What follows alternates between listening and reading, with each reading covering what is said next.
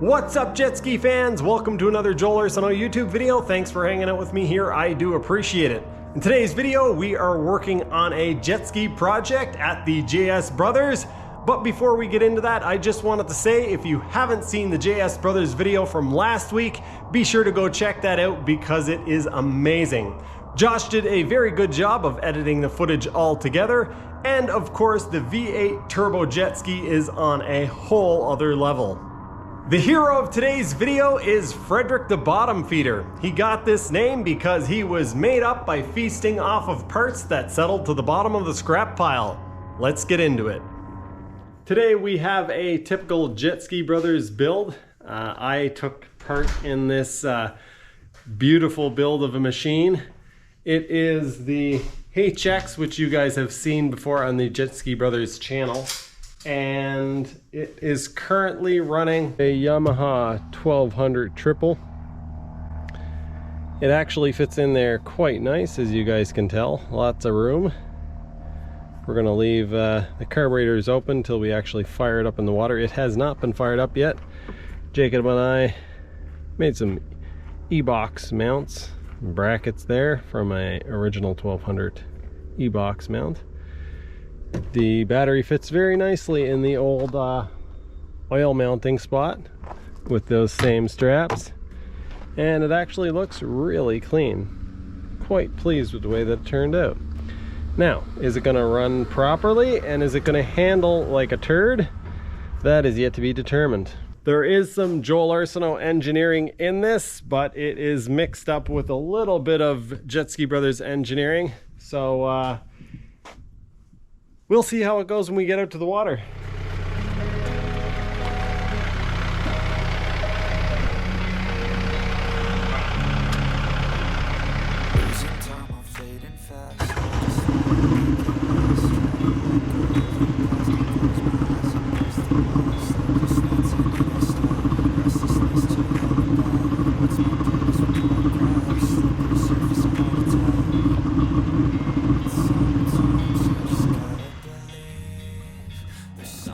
The first real test.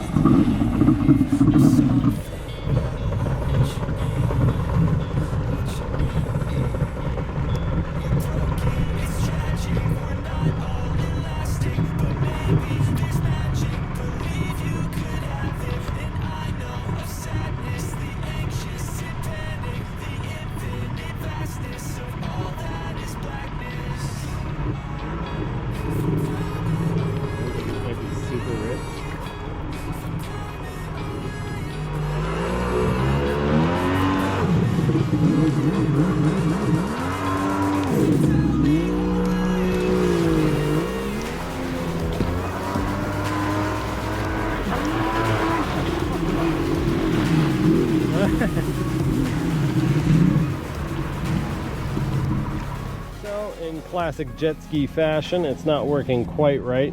Turns out that there was no restrictor in the return line.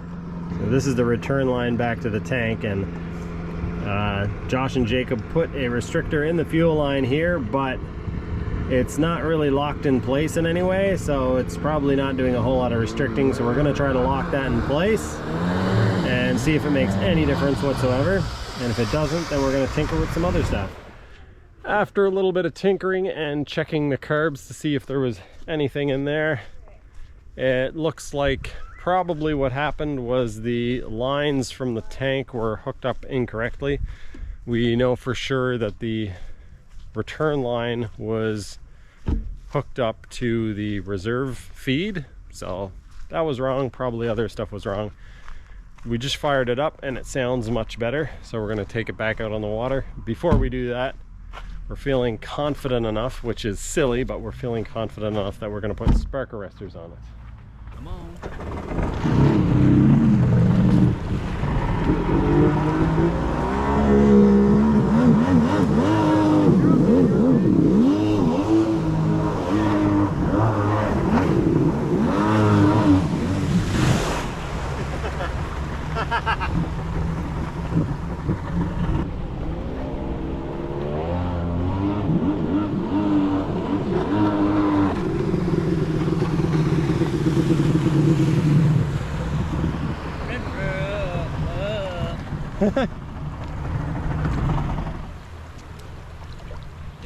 It's not going to give up its power easily.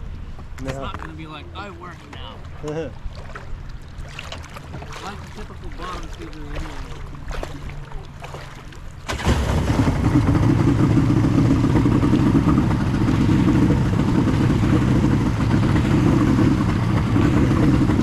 Well, that didn't solve all of our problems. It's still acting a little bit funny.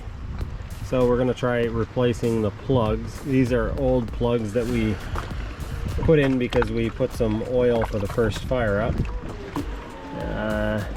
It seems like it should be okay. The plugs seem like they should be okay, but we have a new set, so we're going to throw them in. Most of the time what we learn is that we don't know what the heck we're talking about.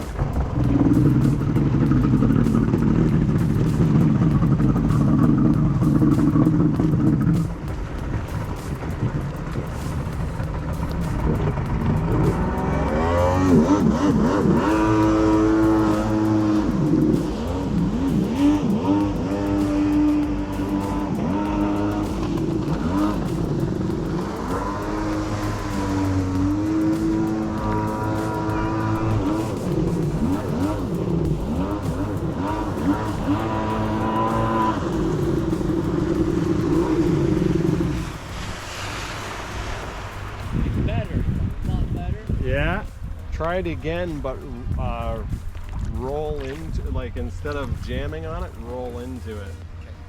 If you roll onto it, you'll know if it's happening before you hit full throttle or if it's RPM based, and that'll tell us if it maybe is the low speed screws that need to be richer or leaner, or the, yeah. Roll into it, got it. Yeah.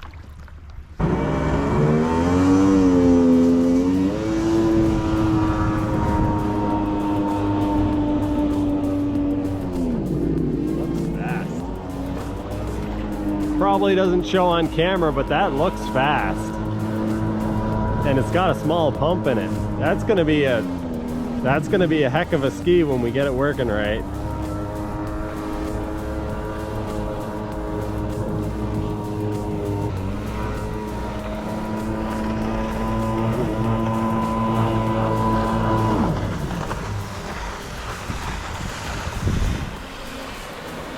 That looks fast. Probably do two things. We'll check the plug colors, and while I'm checking them, you can run and grab a screwdriver, and we'll pull the filters and check to make sure that the throttle isn't doing something weird, like the plates are like, oh, okay, going over. Yeah. Doing a bit of a plug color check. We've got some vapor coming out of the carburetors, which is a bit worrisome. It indicates that reed valves are leaking, but it's on top end that it's having a little bit of a bogging issue. The bottom end seems okay.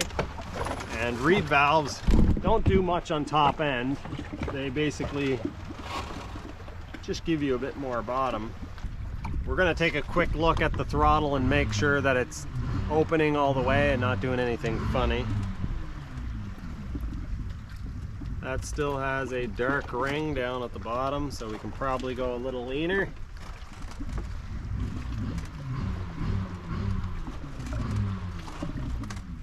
You can hear Jacob firing up his twin curb 760. He just did a curb swap. He was running a single curb on his wave blaster, and now he swapped on some Novies or something maybe. I don't know. Yeah, they still all look fairly rich. My first crack at the Yamaduke, Fredric the bottom feeder. See what it does. What? It's a SeaRunner. It's Yamaduke. No, SeaRunner. Let's see what it says to me. Oh, it says I want to flip over.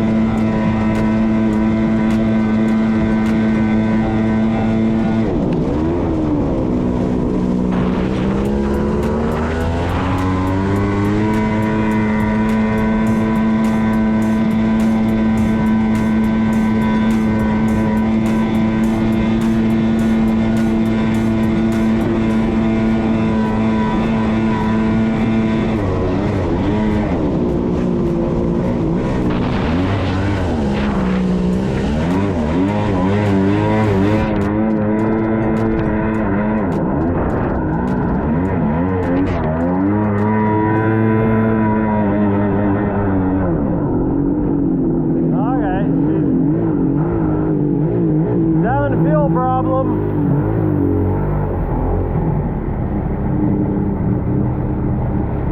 Having a fuel problem of some sort for sure. Starving of fuel, so why is that?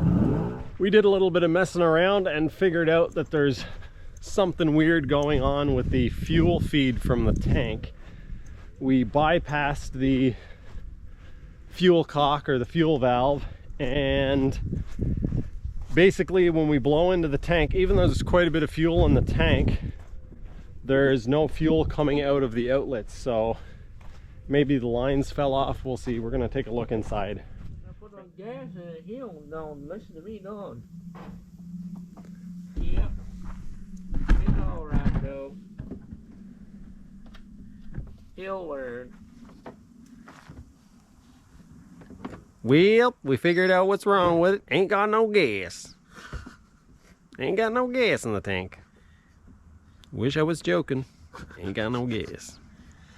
Even though there's quite a bit of fuel in the tank. Well, folks, Fredric has been giving us a real runaround.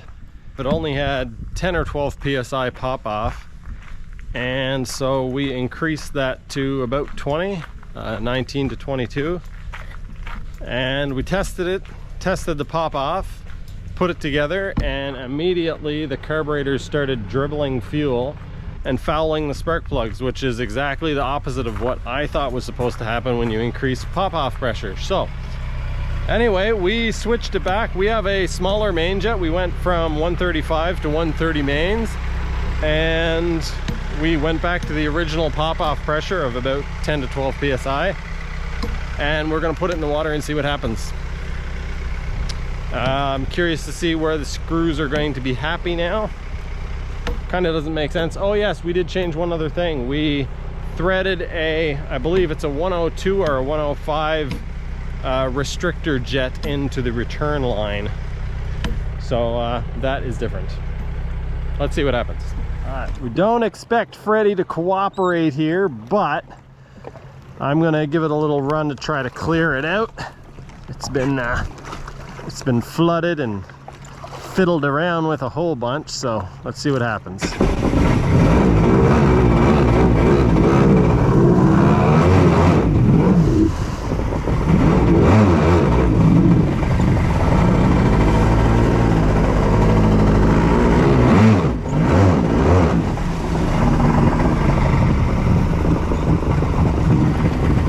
What's wrong with the pump? Oh my goodness, what on earth? After a little bit of testing with Fredric, after very little testing with Fredric, it became immediately obvious that there was a problem, and this is the result. As you guys can see, a few pieces have been removed. It now has some pieces missing out of there, a bunch of mess there, and Josh is holding a bent drive shaft. So it appears as though what happened is this got bent because the bolts in this thing were loose, and just before we took it out of the water last night, Jacob tried hopping out of the water on it a few times, and the extra, or the quick loading of the pump, I guess, with the absolute beast of a 1200, yeah, caused the drive shaft to bend. So Josh is doing some research trying to figure out if we can use a different shaft, and we might end up having to straighten this one.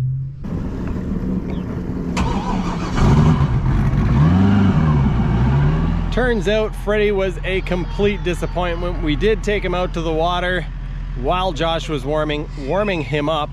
He bent the shaft again. So it looks like, yeah, we're not gonna see the finale of Freddie while I am here. It is unfortunate, but it is true. And we have other stuff to ride, so let's do that.